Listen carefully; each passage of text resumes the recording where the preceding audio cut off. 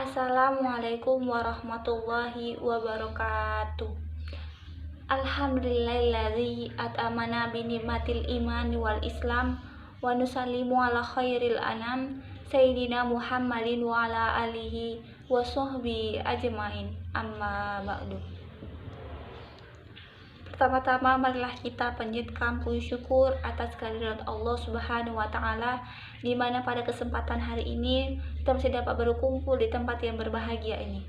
Sholawat beriringkan salam tak lupa kita curahkan kepada baginda Nabi besar kita, Nabi Muhammad SAW. Semoga dengan memperbanyak sholawat kita mendapatkan syafaatnya di yaumil akhir kelak. Amin amin ya robbal alamin. Hadirin rahimakumullah, pada kesempatan ini saya Yusna Sartika dari kelas KPIA semester 7 pada mata kuliah praktikum retorika dakwah akan membawakan ceramah saya yang berjudul Menyambut Bulan Suci Ramadan. Bulan Ramadan adalah bulan mulia. Di dalamnya terdapat keutamaan dan kesempatan untuk bertaubat dan mendapatkan ampunan dari Allah Subhanahu wa taala. Banyak sekali dalil yang menjelaskan tentang hal ini. Di antaranya sabda Nabi Muhammad SAW, "Man shoma Ramadana imanan wa ihtisaban ghufira lahu ma taqaddama min dzanbihi." Yang artinya, barang siapa yang berpuasa di bulan Ramadan karena iman dan mengharap pahala dari Allah, maka dosa di masa lalu akan diampuni. Hadis riwayat Bukhari dan Muslim. Dari hadis tersebut, kita bisa memahami bahwa ampunan dan kesempatan diterima taubat pada bulan Ramadan dibukakan selebar-lebarnya oleh Allah Subhanahu wa taala. Karena itu, alangkah sayangnya kalau seseorang melewatkan kesempatan ini. Sampai-sampai Rasulullah heran, kok bisa seorang tidak mendapatkan ampunan di bulan ini? Beliau menyebutkan betapa ruginya orang tersebut. Di antara keistimewaan lainnya pada bulan Ramadan yang berkaitan dengan kesempatan taubat adalah setiap malam Allah Subhanahu wa taala membebaskan hamba-hambanya dari neraka pada bulan Ramadan. Rasulullah SAW bersabda, "Walillahi utaqa'u minan nar wazalika kullal lailat," yang artinya, dan Allah memiliki orang-orang yang dibebaskan dari neraka, yang demikian itu terjadi pada setiap muslim. Hadis riwayat Tirmizi. Oleh karena itu, manfaatkanlah setiap ibadah yang disyariatkan di bulan Ramadan. Berpuasalah dengan sebenar-benarnya puasa.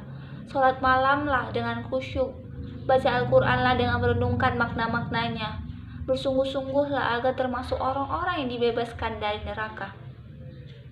Hadirin rahimakumullah, waspadailah perbuatan dosa, karena dosa mengakibatkan pelakunya sengsara di dunia dan di akhirat. Bersegeralah bertaubat apabila melakukan kesalahan dan dosa. Allah Subhanahu wa taala menerima taubat setiap saat, betapapun baik siang maupun malam. Dan Dia terima taubat hamba-hambanya, betapapun besar dosa yang mereka lakukan.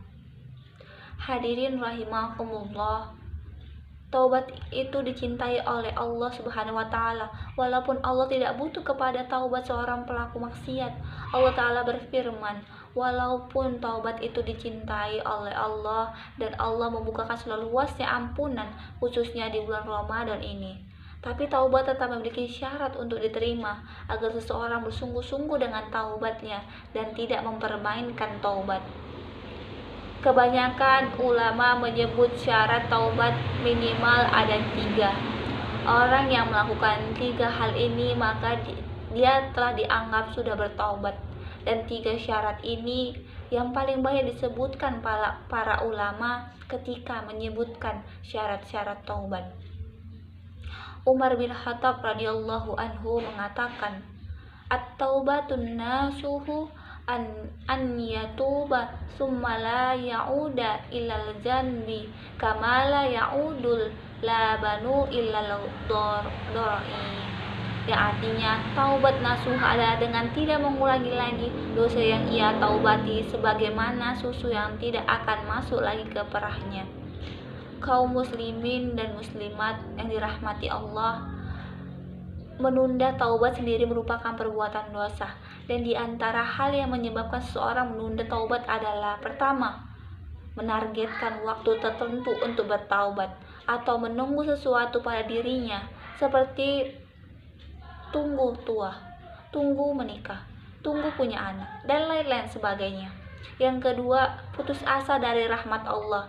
Dia kira dosanya sudah begitu banyak sehingga sulit sekali untuk mendapatkan ampunan.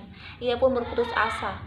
Yang ketiga, berteman dengan pelaku maksiat, sehingga ketika ia bertobat, temannya akan mengolok-oloknya, dan dia malu akan hal ini. Takut tidak memiliki teman lagi, dan tidak diterima di lingkungan yang sudah lama ia berada di dalamnya. Yang keempat, tidak tahu tentang keutamaan tobat, rahmat Allah yang luas dan cinta pada dunia. Yang kelima, bersandar pada rahmat Allah, menganggap enteng dosa karena Allah itu Maha Pengampun.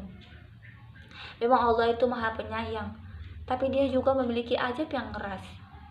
Demikian kaum muslimin yang dirahmati Allah Subhanahu wa taala. Mudah-mudahan ceramah yang telah saya sampaikan dapat memotivasi untuk kita untuk segera bertaubat kepada Allah dan berhenti dari melakukan perbuatan dosa dan maksiat, khususnya di bulan Ramadan. Hadirin rahimakumullah, mungkin itu saja yang dapat saya sampaikan. Mohon maaf bila ada salah dan kurang yang berkenan. Wabillahi taufiq wal hidayah. Wassalamualaikum warahmatullahi wabarakatuh.